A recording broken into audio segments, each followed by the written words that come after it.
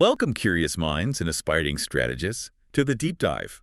I'm your guide, and today, well, we're embarking on an exploration right into the very heart of business success. How do companies truly win, stand out, secure, an enduring advantage? It's a fundamental question, isn't it? It resonates everywhere, whether you're talking personal goals or steering a huge corporation. Absolutely, that relentless pursuit of an edge. Yeah. It's just a core driver in pretty much any competitive field. Indeed.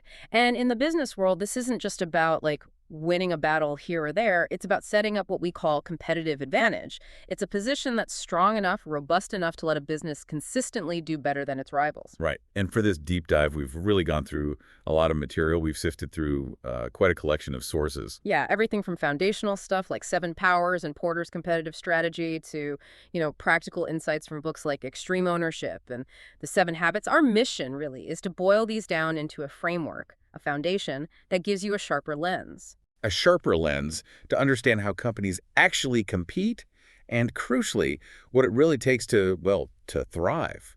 Exactly. We're not just skimming the surface today. No way. We want to get beyond just talking about organizational strength in a vague sense. We want to dig deep into this concept of power. And figure out what makes a competitive advantage not just there, but sustainable, right? Something that lasts. Yes, sustainable. Yeah. So that means looking at how newcomers, the disruptors, shake things up with counterpositioning. The role of innovation, which is often, kind of underestimated in its relentlessness. On the organizational stuff, too, the dynamics inside a company that can either build up your strategy or just tear it down. And even how all these business ideas connect with the bigger picture, the economy itself. Think of this as your essential toolkit. This isn't just theory for theory's sake. Not at all. It's about giving you real analytical clarity. By the end of this, hopefully, you'll have a much better way to look at your own company's position. Or dissect what your competitors are doing. Or even just make sense of the business news with a sharper eye. Get ready for some aha moments, hopefully. Let's dive in. Okay, so to really get this idea of competitive advantage, we need to start with a really crucial distinction. It's something Seven Powers really highlights, the difference between strength and power. They sound similar, don't they? Almost interchangeable. They really do. Yeah. But in competition, they're actually profoundly different things. That's such a critical starting point, because what you see across these sources is that power, unlike just being strong, is always relative. Relative. Yeah. It's not just about having impressive resources yourself in isolation. It's about your strength compared to a specific competitor or how it plays out in the market dynamics. So a company might have, tons of cash, cutting-edge tech, a super skilled team. That's strength, right? Absolutely. Those are definitely signs of strength. No question. Okay, I can picture it like a heavyweight boxer. Huge muscles, incredible power in his punches, trains like crazy. He's strong. Exactly. That's a great analogy. Immense physical strength. But now, imagine that really strong boxer gets in the ring with someone else. Maybe this opponent isn't quite as physically strong, in raw terms. Okay. But this opponent anticipates every move, counters every punch effectively. They're strategically agile, landing hits where they count most. Oh, okay. I see where you're going. In that specific fight, the opponent, even if physically weaker, holds the power because their strategy, their execution, it neutralizes the other guy's strength. So the strong boxer's resources, his muscles, they aren't actually translating into an advantage in that fight.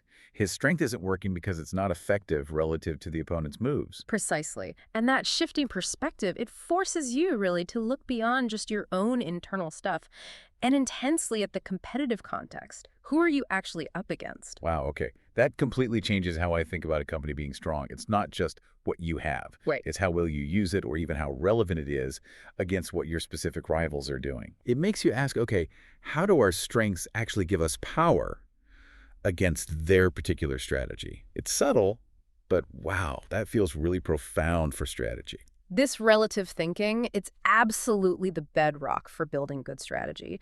And it leads us straight into one of the most, ingenious and disruptive kinds of power out there, counterpositioning, or CP. Counterpositioning, okay. Seven Powers gives a really neat definition.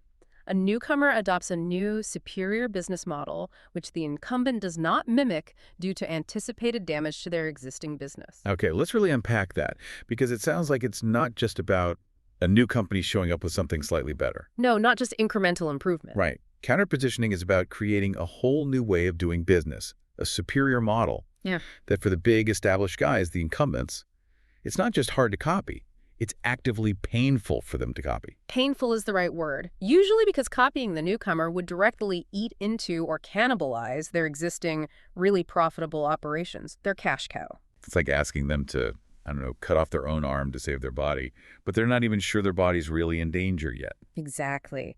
And the genius of it is it flips the incumbent's strengths into weaknesses. Hmm. What used to be their advantage, they tray.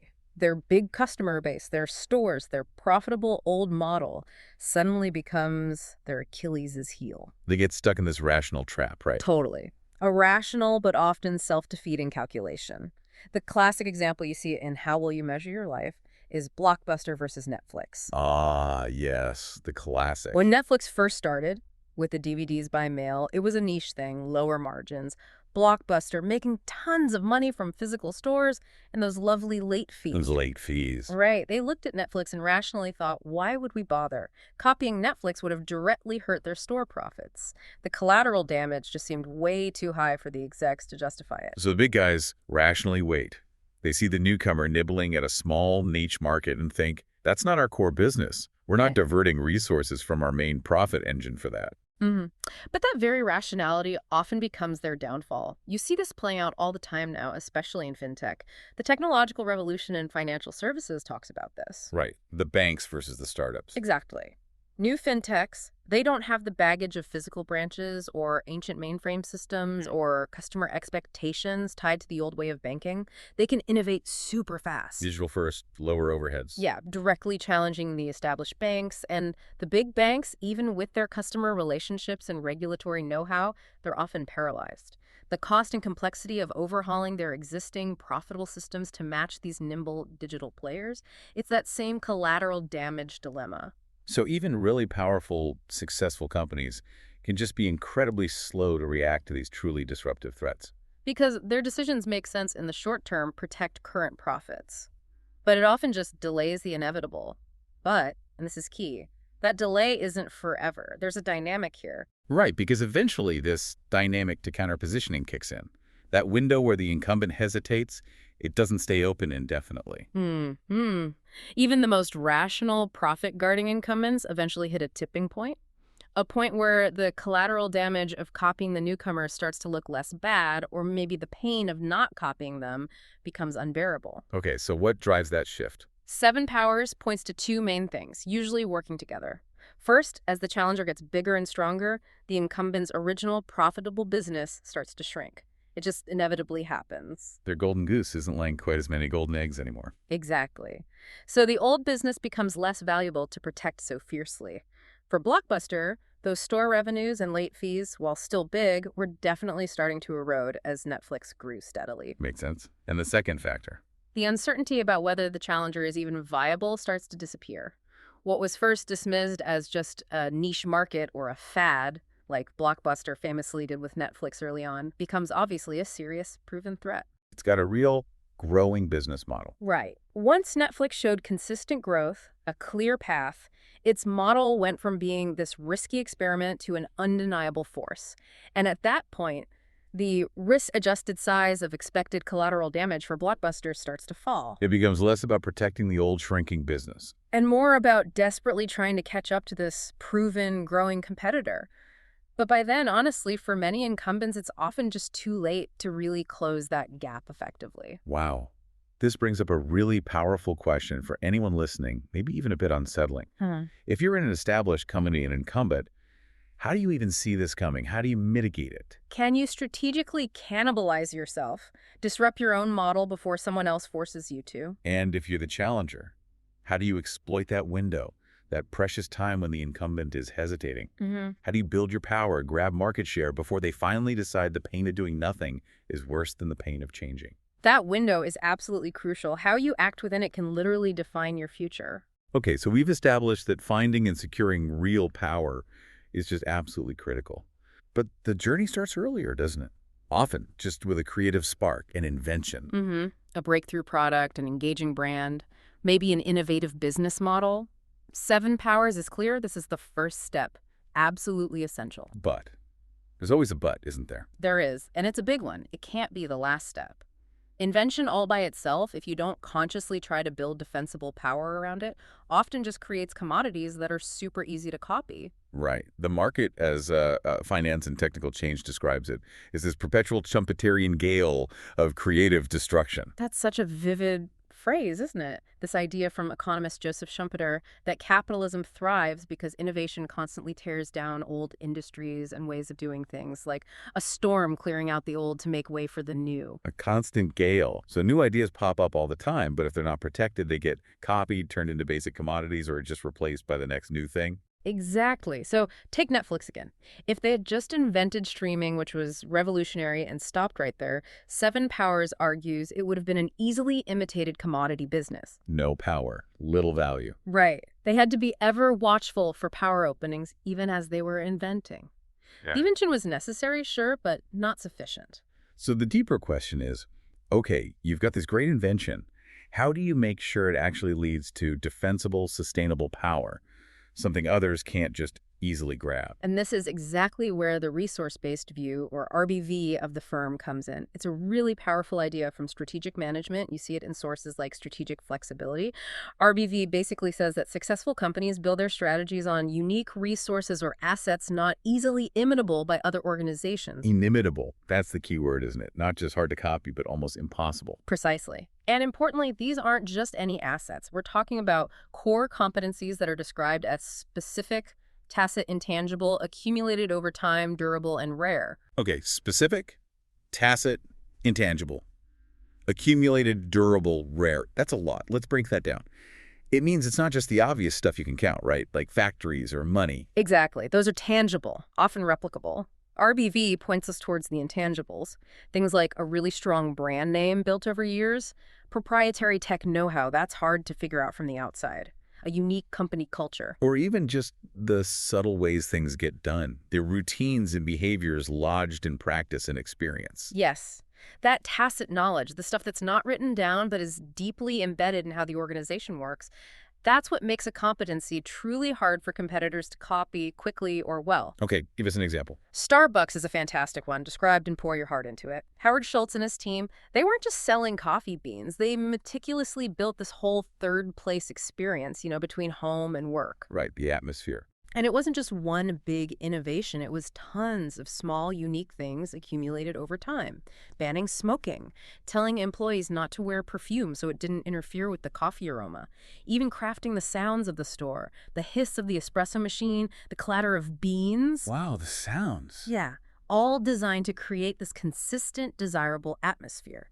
These unique accumulated practices, they're not easily copied. They form this inimitable brand power that's way more than just the coffee itself. Absolutely.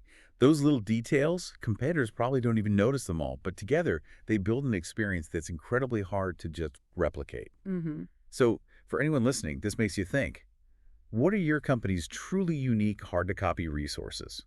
Are they genuinely inimitable, baked into your culture and processes? Or just, currently difficult for rivals? That difference is huge for long-term strategy. It really is. And beyond these internal, often hidden resources, there are also these powerful external market forces that play a massive role in creating and protecting power. Right, like scale and network effects. Exactly. Two other huge sources of advantage, really well explained in Seven Powers. They're distinct, but often work together, and they can create massive barriers for anyone trying to enter the market. Okay, let's tackle economies of scale first.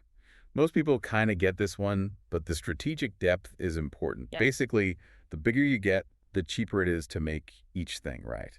That's the core idea. Higher volume leads to lower cost per unit.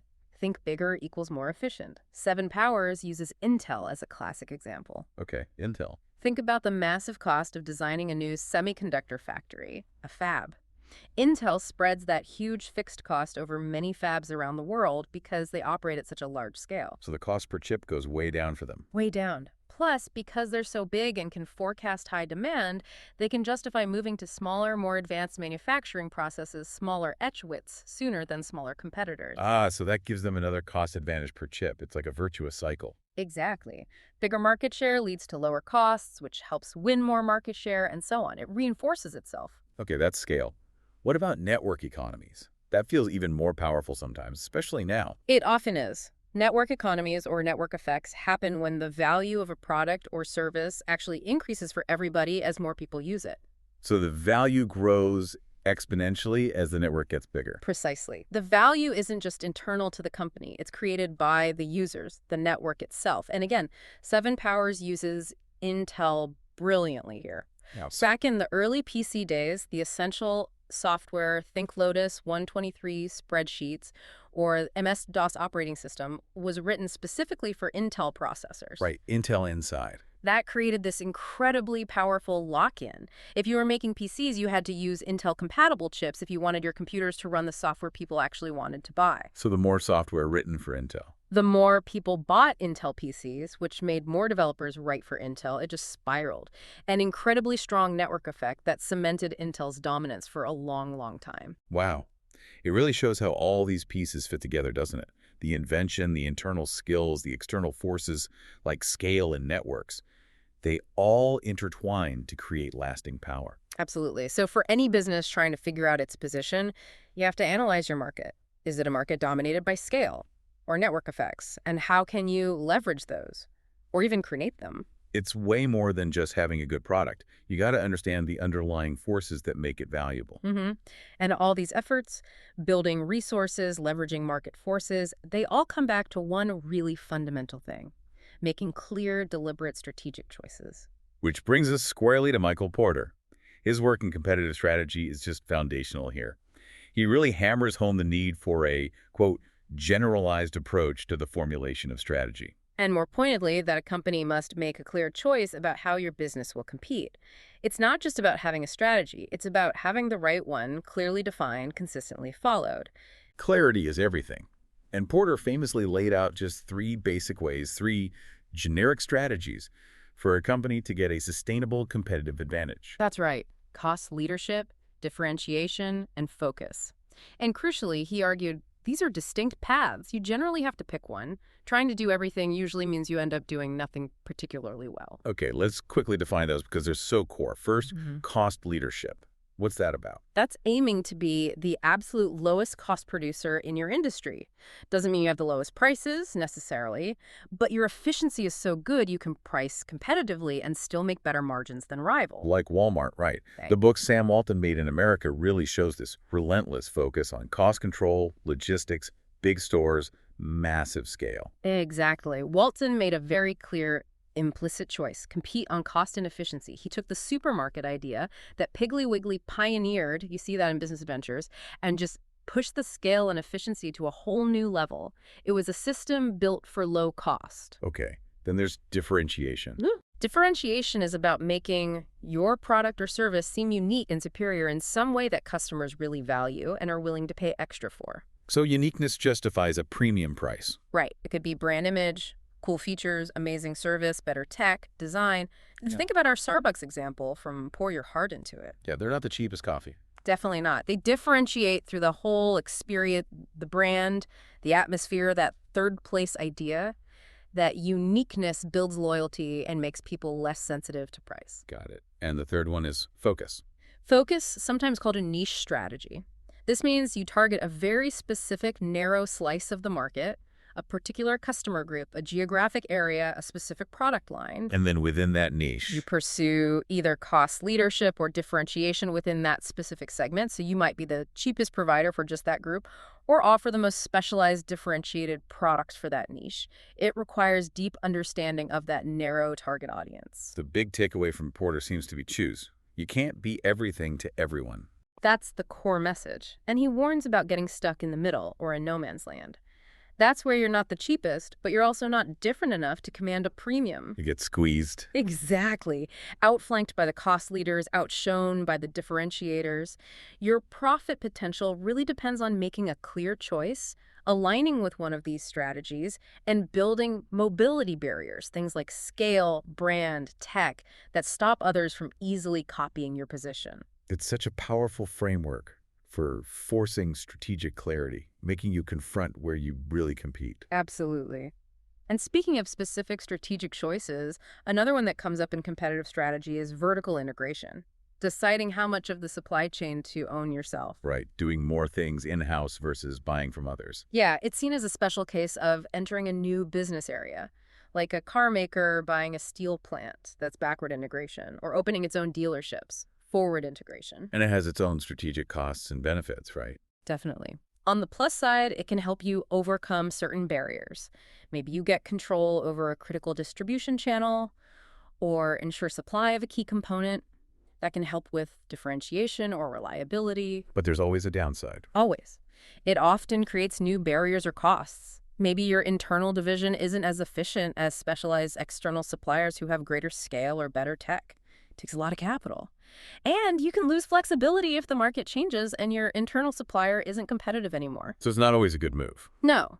The source mentions it happens most often in industries where the tech is pretty well known and you don't need massive scale for efficiency, things like metal cans, aerosol packaging, basic chemicals like sulfuric acid. In those cases, the benefits of control might outweigh the costs. It really makes you think, doesn't it? When is integrating vertically a smart move that builds power, and when is it just a trap that adds cost and inflexibility? What are those hidden trade-offs? Another tough strategic choice. Okay, so we've talked a lot about grand strategies, market forces, unique assets, but none of this happens automatically, right? It all comes down to people. Absolutely. People conceive the strategies, execute them, sustain them, and that means leadership is just indispensable. Extreme ownership really cuts through the noise on this. It makes this bold claim, but it rings true.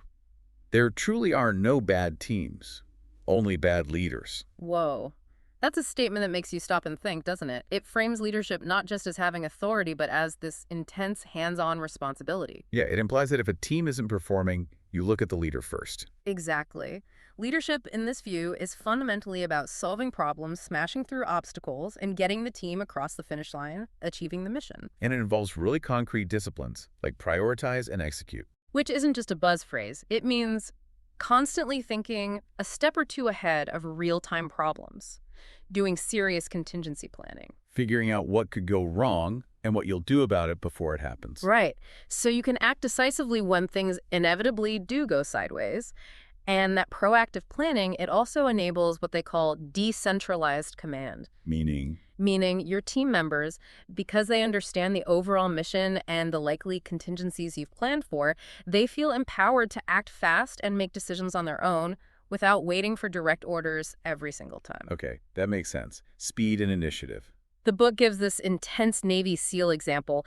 Iraqi soldiers under their command were hesitating, choked with fear, wouldn't go into a dangerous building. What did the SEAL leaders do? They didn't wait. They literally grabbed the hesitant guys and flung them through a door. Just decisive action to break the paralysis and keep the mission moving. It shows leadership in that really extreme, critical moment, born from anticipating that hesitation might happen. Wow, intense.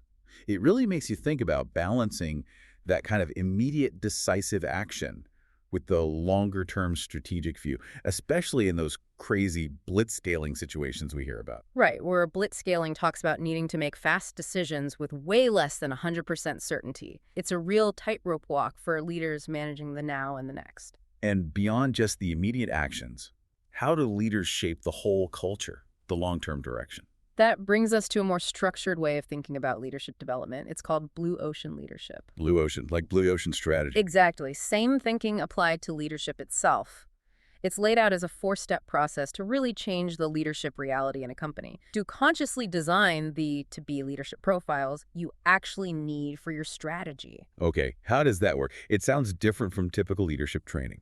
It really is. It starts not with abstract ideals, but by confronting the leadership reality. What are managers actually spending their time on versus what do their people, the employees being led, think they should be doing? So you map out the current state first. Yeah, using what they call as-is leadership canvases. These are visual maps based on real feedback and observation, showing how managers at different levels are currently using their time and energy, as seen by their teams. And why is that so effective? Because when you show these canvases, often showing a pretty sobering reality at an aggregated level, like they did at this company, BRG, it makes individual leaders more open to change. They see everyone is in the same boat. So it's not about pointing fingers at individuals. Right. It shifts it from blame to a systemic issue, a shared opportunity. It's data-driven, less confrontational, and builds a common understanding of where the gaps are and why change is needed. It's kind of like using the Pioneer Migrator Settler map from Blue Ocean Strategy to visualize your product portfolio. It gives clarity and sparks strategic conversation. That makes a lot of sense. You need that shared picture of reality before you Yeah. can change it. So for anyone listening, how transparent is your organization about what leaders actually do day to day? What could you learn from really mapping that out, comparing the E's and should be? Because getting leadership right is so critical for the next piece. Building accountability and trust in teams. Which brings us to The 5 Dysfunctions of a Team. Such a powerful book. It states flat out, great teams do not hold back with one another. They are unafraid to air their dirty laundry. Ooh, that level of openness, that candor. You just can't have it without a massive foundation of trust, can you? Trust is dysfunction number one. If you don't have it, the other dysfunctions just pile on. It's the bedrock. Yeah. And without trust, how can you possibly have real accountability? Exactly. The book makes the point that true team accountability isn't just the boss telling people off. It needs common goals and measurements that everyone buys into that actually drive collective decisions. And it talks about shifting rewards too, right? Yeah. Away from just individual performance. Yes. Moving rewards towards team achievement. That helps create a culture where peers feel comfortable, even obligated, to hold each other accountable. It takes the pressure off the leader being the sole disciplinarian, which is often just an impossible job. What happens if the leader is the only one holding people accountable? They create an accountability vacuum. That's the term used. When only the leader dishes out consequences, team members start to hold back even when they see something that isn't right. They figure, oh, the boss will deal with it, or they don't want to stick their neck out. Precisely. And that erodes accountability, sure, but it also chips away at the trust that lets a team really click. Yeah. It's a subtle downward spiral. It really makes you ask, do you feel that synergy in your teams, that feeling the 7 Habits describes where collaboration opens up new worlds of insights, new perspectives? Or are you stuck in red ocean traps? That's from Red Ocean Traps, where intense internal competition just kills innovation, stops people from speaking up, and limits what the team can achieve together. That difference between real collaboration and internal fighting. It's huge for strategy execution. And a huge factor driving that difference is the underlying mindset in the team or the whole organization. The 7 Habits introduces this really profound idea, the abundance mentality. Abundance mentality. Meaning the basic belief that there is plenty out there for everybody. It's the opposite of the scarcity mentality. Scarcity. Yeah. The zero-sum game. If you win, I lose. If you get a big slice of pie, there's less for me. Exactly. And that scarcity mindset is just toxic for teamwork. It makes people hoard information. It makes it hard to be genuinely happy when others succeed, even friends or family. Leads to constant comparing, competition, resentment. The book even says people with a scarcity mindset might secretly hope others have some misfortune, just enough to keep them in their place. That's pretty dark. It really is, and it often comes from a lack of inner security, feeling like you don't have enough personal worth. The abundance mentality, on the other hand, comes from a deep inner sense of personal worth and security. So you believe there are unlimited possibilities for growth and collaboration. Right.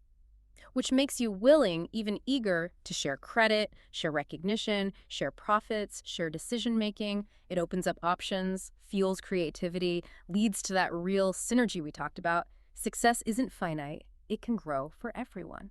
It's amazing how much these underlying mindsets affect everything. Collaboration, innovation, problem solving. If you're always worried someone's going to take your piece, how can you really build something great together? You can't, really. It's a fundamental blocker. So for you listening, what's the dominant mindset in your team, your company, scarcity or abundance? And what could change if you consciously tried to foster more abundance? What possibilities might open up? It's a deep question, both personal and organizational. Okay, so we've been deep in the weeds of company-level competition.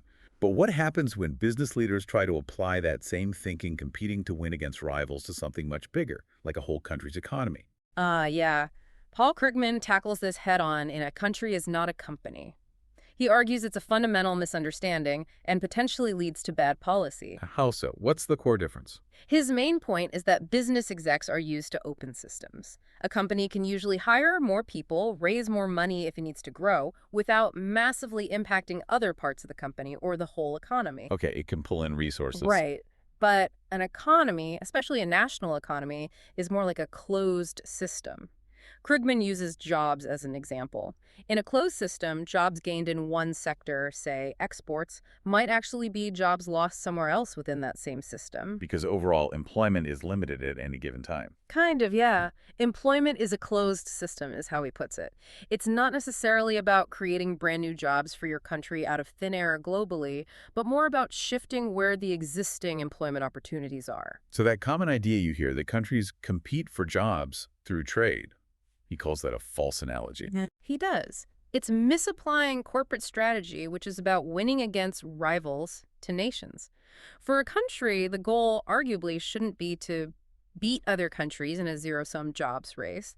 It should be about mutual prosperity, overall efficiency, raising living standards for its own people. Treating countries like giant companies slugging it out can distort how we think about trade and economic policy. Exactly. It can lead to policies that look good for one sector or nation in isolation, but might actually hurt the global system or even other parts of that same country. It's a crucial reminder that the context, the system you're analyzing, changes the rules dramatically. That's a really important point. How often do we hear economic debates framed purely in terms of national competition? What are the risks of that? Something to definitely think about. For sure. And speaking of changing rules, let's shift gears to a strategy that's all about breaking rules, or at least moving incredibly fast. Blitzscaling. Right, from the book Blitzscaling. This is about prioritizing speed above almost everything else, isn't it? Pretty much. Especially when a huge new market opportunity suddenly appears, and it's basically up for grabs.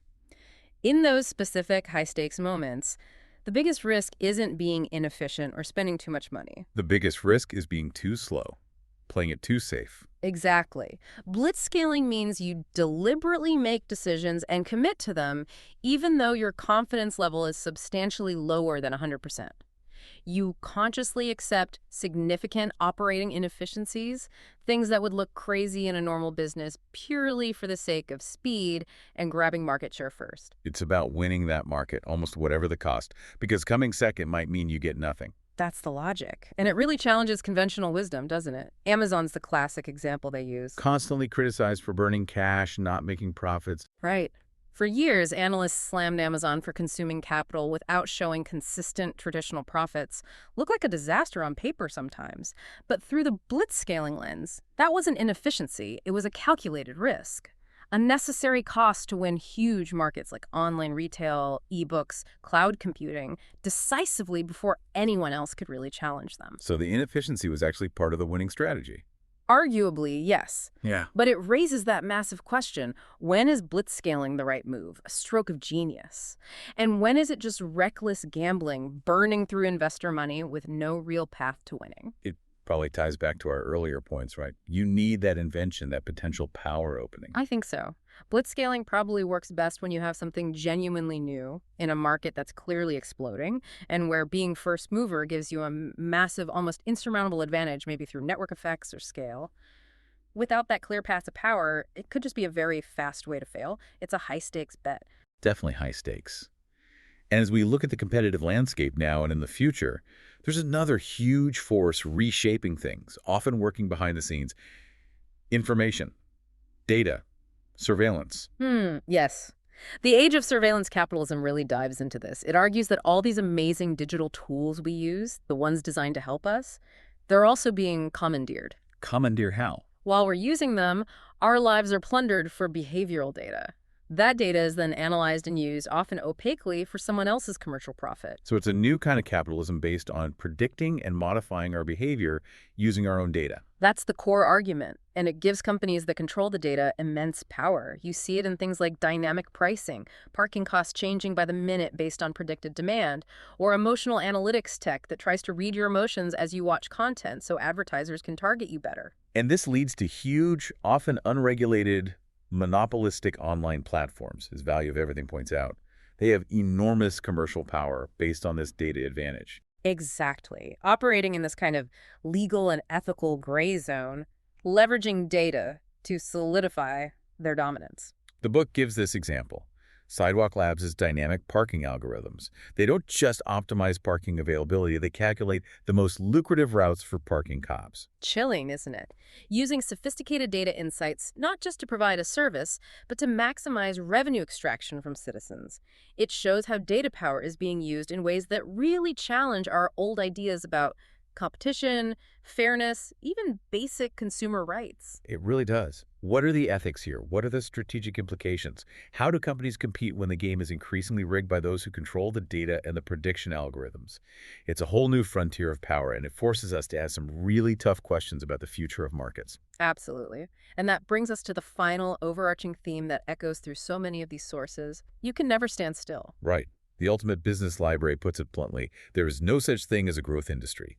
Success breeds complacency, and complacency leads to failure. It means businesses have to be constantly evolving, not just big strategic shifts that purposeful evolution built to last talks about, but continuous day-to-day self-improvement, questioning assumptions, adapting. Even questioning the things that made you successful in the first place. Especially those things. Because as Blue Ocean Strategy reminds us, the competition never stops. It will be more present and will remain a critical factor of market reality. The landscape is always shifting under your feet. So, for you listening, that's the constant challenge, isn't it? In your own world, your business, your career, are you relentlessly questioning, adapting, learning?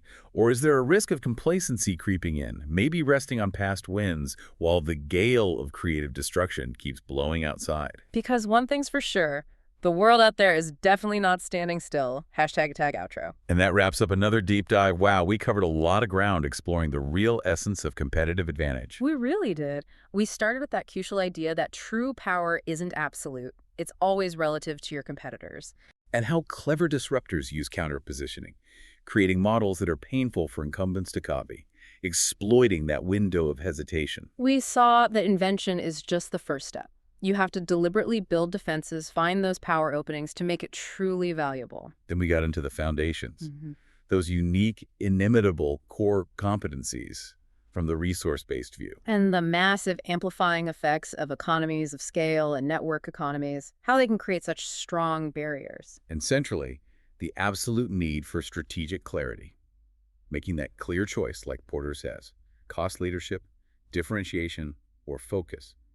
Avoiding that dreaded no man's land. We didn't stop there either. We looked at the human side, the make-or-break role of leadership, the potential of approaches like Blue Ocean leadership. And the importance of team dynamics.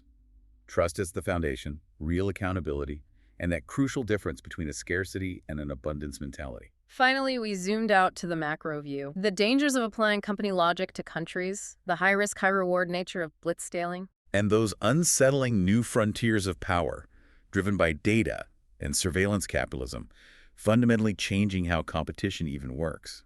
Phew. It really underscores that the path to sustainable advantage is never, ever static. It demands nonstop vigilance, clear thinking, and a deep understanding of both what's inside your organization and what's happening outside. Absolutely. So as you think back on all this, here's a final thought to chew on. In this world of constant change, endless data, relentless disruption, are you focusing enough on the why behind your strategies, or are you just reacting to the what? What fundamental assumption about your market, your customers, your competitors might you need to completely re-examine right now? Where could your next source of true, enduring power be hiding? What's your next critical step? Not just to be strong, but to be truly powerful. We'll leave you with those questions. Thanks for joining us on The Deep Dive.